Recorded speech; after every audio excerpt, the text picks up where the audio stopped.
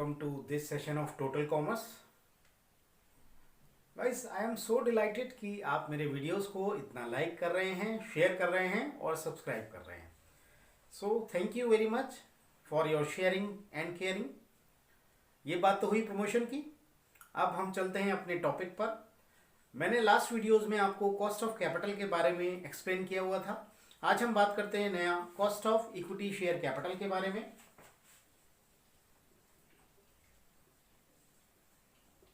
Cost of equity share capital.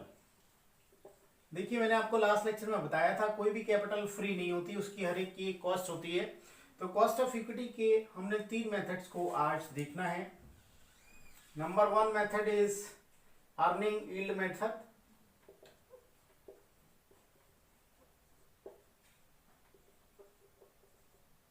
ये पहला method रहेगा हमारा अर्निंग यील्ड मेथड. दूसरा मेथड रहेगा हमारा डिविडेंड यील्ड मेथड.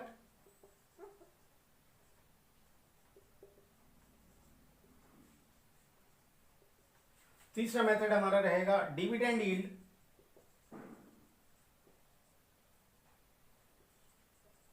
प्लस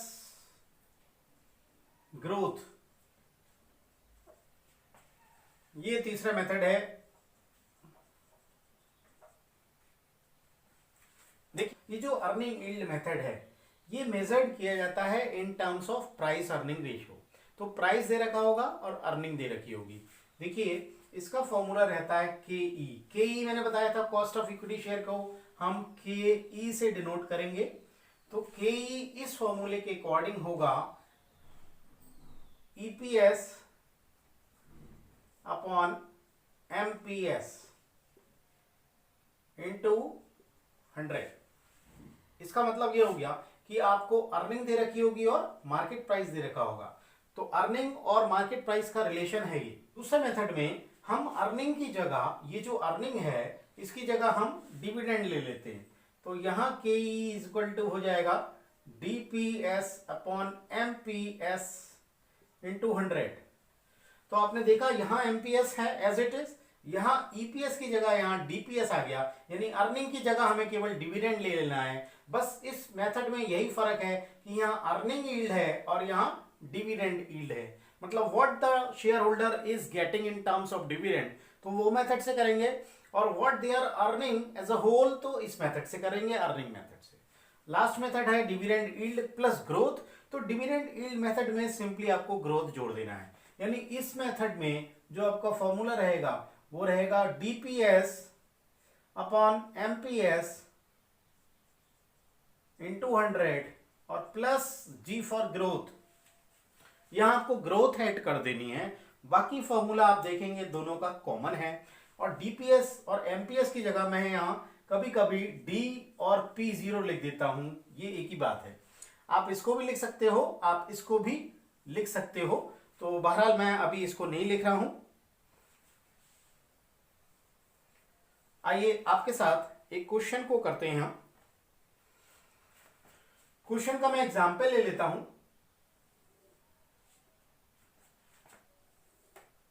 देखिए, मैं लेता हूं एक एग्जाम्पल. एवरेज प्राइस या एवरेज डिविडेंड ले लेते हैं राधा. Rate is 25%. ये ले लिया मैंने कि एवरेज डिविडेंड रेट 25% है. ठीक. नेक्स्ट इज, अगर ग्रोथ हम मान लें, ग्रोथ रेट हम मान लेते हैं 4%. करेक्ट. Every year.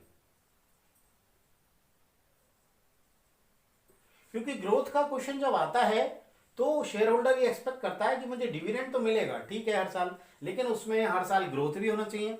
ऐसा थोड़ी ना है कि डिविडेंड मुझे 5 रुपए मिल रहा है तो हर साल 5 ही मिले. मैं एक्सपेक्ट करूंगा अगले साल 6 मिले, फिर 7 मिले. तो ग्रोथ मैं एक्सपेक्ट करूंगा. तो वो ग्रोथ रेट भी कंसीडर कर लेते हैं. इसके बाद लास्ट में यहां पर लिखा हुआ है market price is 110 rupees. Calculate cost of equity share capital.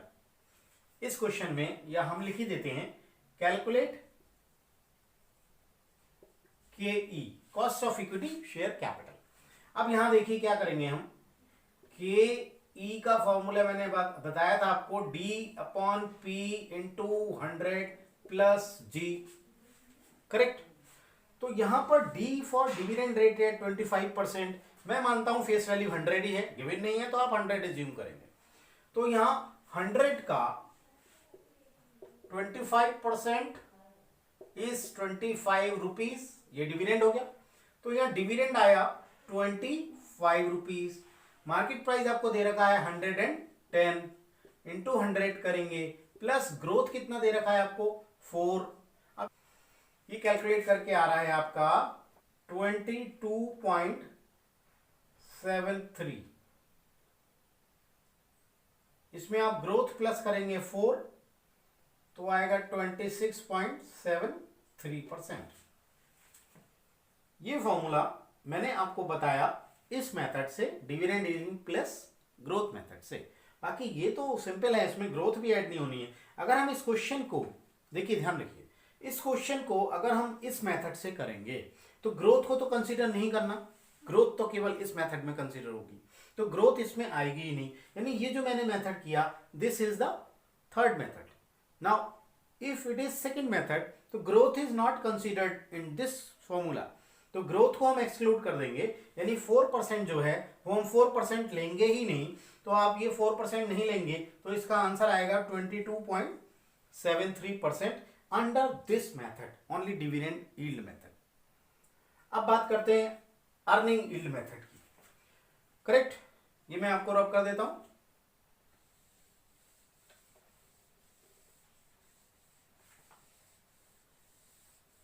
Earning yield method में हम एक क्वेश्चन ले लेते हैं, उसमें ग्रोथ, चलिए ग्रोथ भी ले लेते हैं। हम मानते हैं current market price is 95 rupees. हम मानते हैं फ्लोटेशन एक्सपेंसेस,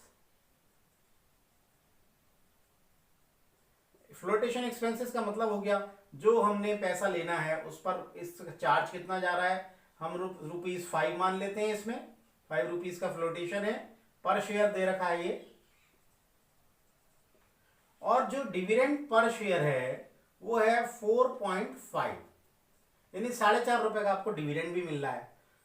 ग्रोथ रेट भी दे रखी है क्वेश्चन में, ग्रोथ रेट इज 7% मान लेते हैं। कैलकुलेट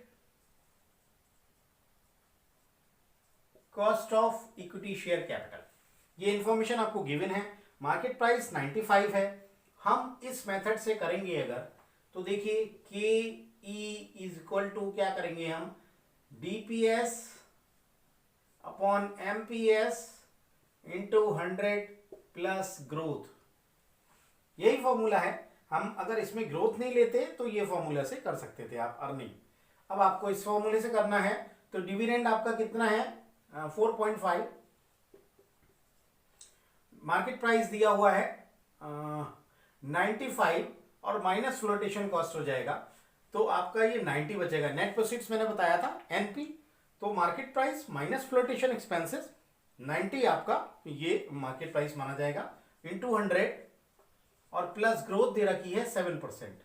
इसको अगर हम सॉल्व करेंगे तो ये आ रहा है 5 रुपीज, प्लस 7 रुपीज करेंगे तो ये 12% आपका रेट आएगा। मुझे लगता है आपको ये क्लियर हो गया होगा। अगर यहाँ मार्केट प्राइस और डिविडेंड, यहाँ डिविडेंड की जगह हो सकता है अर्निंग दे रखा हो, तो आपको यहाँ लिखा होगा कि अर्निंग पर शेयर ईपीएस, यहां पर आपको फिर ईपीएस ले रखा होगा, तो आप ईपीएस लिख देंगे। यहां पर फर्क कोई नहीं है, वही रहेगा बिल्कुल, करेक्ट।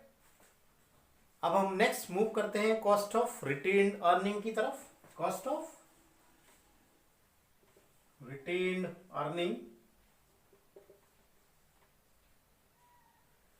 इसको हम डिनोट करते हैं कि आर से, cost of retained earning. Question ले लेते हैं एक सिंपल, देखिए हम यहां लिख देते हैं मार्केट वैल्यू वेट। हम मार्केट वैल्यू वेट मेथड से कर रहे हैं पिछला। तो मार्केट वैल्यू मेथड में इक्विटी शेयर और रिटेन अर्निंग का अलग अलग ना देकर उसकी कंबाइंड मार्केट वैल्यू दे देते हैं, दोनों की आपको एक ही फिगर दे रखी होगी, उससे आपको कैलकुलेट अलग अलग करना होगा। आइए देखते हैं इस क्वेश्चन में क्या दिया हुआ है। देखिए मान लीजिए मैं ये मानता हूँ 3,80,000 का दे रखा है, ये दे रखा है 1,10,000 का, ये दे रखा है 12 लाख। देखिए मार्केट वैल्यू वेट में आपको इन दोनों का अलग अलग ना देके मार्केट का प्राइस एक दे रखा होगा, टोटल वैल्यू, क्योंकि जो इक्विटी शेयर है और रिटेन अर्निंग है इन्हीं को बिलोंग करते हैं, ये कोई अलग तो सिक्योरिटी है नहीं, तो ये इसमें इंक्लूडेड है। तो इसकी मार्केट वैल्यू 12 लाख आ रही है। इस क्वेश्चन को आप किस तरह से सॉल्व करेंगे, क्योंकि इन दोनों की अलग अलग दे ही नहीं रखी है, कॉस्ट तो अलग अलग दे रखी है लेकिन मार्केट वैल्यू एक दे रखी है। तो इस क्वेश्चन को हम गिटमैन अप्रोच से सॉल्व करते हैं। गिटमैन अप्रोच में ये बोला गया है, उसमें ये 6 लाख और ये 2 लाख दे रखा था ना, 8 लाख का था। अब हमारी ये अलग अलग मार्केट वैल्यू यहाँ पर ये दी हुई है 12 लाख, तो हम गिटमैन अप्रोच से इसको निकालेंगे तो इसकी अलग अलग प्राइस निकालना है। तो हमें ये दे रखा है 6 लाख, ये टोटल हो गया 8 लाख। तो 8 लाख में ये कितना था इक्विटी, 6 लाख, ये हम इक्विटी का निकालना है, इक्विटी का, और यहां निकालेंगे रिटेन अर्निंग का। तो 8 लाख में 6 लाख था ये, और ये 8 लाख में 2 लाख था। अब आपकी कितनी है कैपिटल, आपकी टोटल मार्केट वैल्यू 12 लाख है, तो गिटमैन अप्रोच में हमारी ये प्रोपोर्शन क्या आ जाएगा, 12 लाख कर देंगे, इसको 12 लाख कर देंगे और इसको भी 12 लाख कर देंगे। तो हम इसका रेशियो देखेंगे, प्रोपोर्शन इसका कितना आ रहा है, इसका रेशियो प्रोपोर्शन आ रहा है 9 लाख, इसका आ रहा है 3 लाख, इसका प्रोपोर्शन आ रहा है 9 लाख, इसका प्रोपोर्शन आ रहा है 3 लाख। यानी आपकी जो टोटल मार्केट वैल्यू है 12 लाख, इसमें इक्विटी का पोर्शन 9 लाख और रिटेन अर्निंग का पोर्शन 3 लाख है, जिसको मिलाकर मार्केट वैल्यू 12 लाख हो जाएगी। तो आइए हम इसको पुट कर देते हैं, 9 लाख और 3 लाख।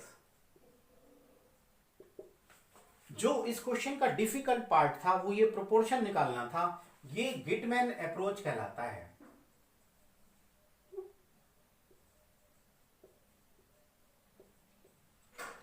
आपको जब इक्विटी और रिटेन अर्निंग का एक ही अमाउंट लिखा हो, वैल्यू लिखी हो, तो आप गिटमैन अप्रोच यूज करके उसका सेपरेट प्रोपोर्शन निकाल लीजिएगा और वो यहां पर पुट कर दीजिएगा। तो हम इसका टोटल करते हैं, ये टोटल आ रहा है आपका 16 लाख 90,000, 15 लाख 16 लाख 90,000। इसका जो वेट निकालना होगा हमें, अब न्यू वेट आएगा इसका न्यू वेट जो आएगा वो आएगा 0.225, इसका वेट आ रहा है 0.65, इसका वेट आ रहा है 0.533, इसका वेट आ रहा है 1.77। करेक्ट, ये सारे वेट्स हमने लिख दिए। अब हम इसको क्या करेंगे, इसको आपको इस कॉलम में यानी इसका और इसका मल्टीप्लीकेशन आएगा, weighted average cost of capital. तो जो हम मल्टीप्लाई करेंगे वो आ रहा है अमाउंट 1.11125, इसका मल्टीप्लाई 0.520, इसका आ रहा है 6.93, इसका आ रहा है 1.593। आप जब इन सब का टोटल करोगे तो हाउ मच इट कम्स,